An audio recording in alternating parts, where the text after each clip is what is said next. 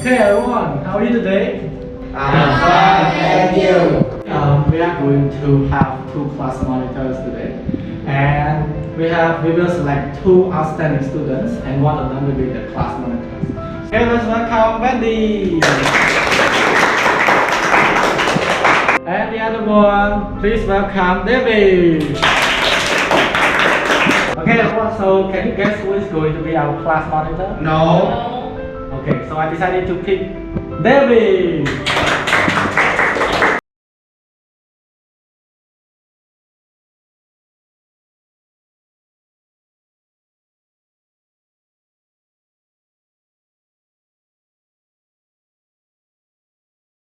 Our class monitor, David.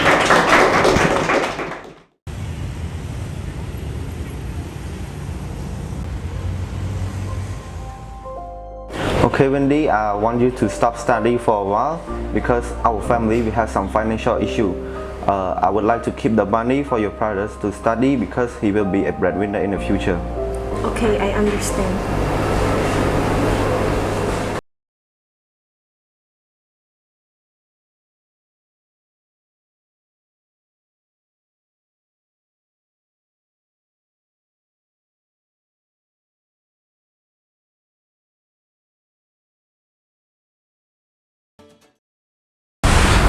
So today I invite both of you to express my appreciation for your hard working so far.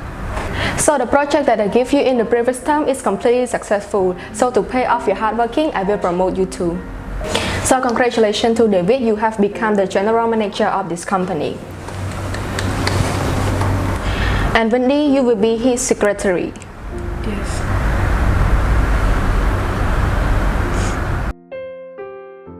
Due to certain social structures, traditions, study and attitudes regarding women and their place in the society, women do not always have the same access or right as the men do.